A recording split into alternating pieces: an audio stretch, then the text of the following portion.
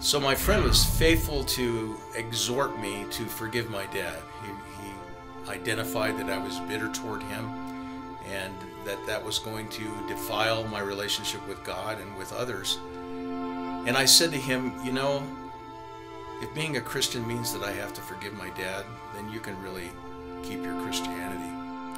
Of course, God's faithful even when we're faithless, so it seemed like everywhere I went, everywhere I turned, every time I opened the Bible, I was confronted with the fact that because I was forgiven, I needed to forgive others, that forgiveness was what Christianity is about.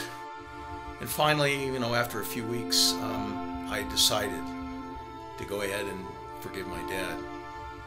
My wife decided to do it with me, and her experience of my dad was not as positive as it could be, but my experience of my dad was really terrible. And to be honest, I despised my dad. My brother and I used to sit around and try to figure out ways that we could murder him and get away with it. He abused us in ways that I won't even share with you because it sounds like I'm sensationalizing, but you can let your imagination run wild, and I can pretty much be assured that I was abused in that way. So he was the last person in the world that I wanted to forgive. In fact, I thought there was no one more deserving in the world to die and to go to hell, but God wouldn't let me get away with that. So my wife and I prayed and we planned and thought about what we would say, and we made an appointment to go and visit with my dad, and I went and I just jumped in and shared with him that I really wanted to have a father-son relationship with him, that I was sorry for the attitude that I had, and confessed that I really had hated him and despised him, and I asked for his forgiveness.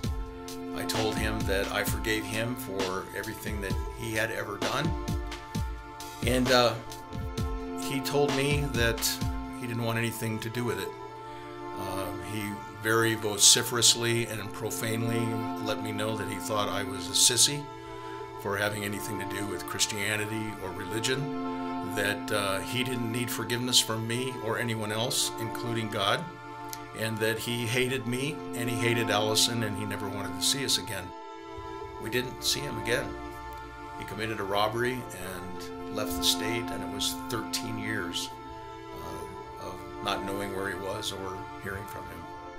In the meantime, my mother, who I said was addicted to prescription drugs, her poverty and her addiction finally convinced her to come and live with my wife and I.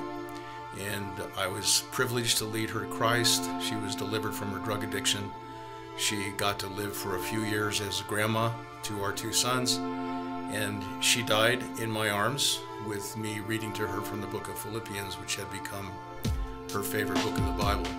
And also in the meantime, I had graduated from seminary, pastored a church, was an executive with a parachurch organization. And I was in Kansas City for a speaking engagement, and I knew that I thought that my dad's only surviving sibling lived in Kansas City, and I decided to try to find my dad. We, of course, had been praying for him for 13 years, even though we didn't know where he was or hadn't heard from him.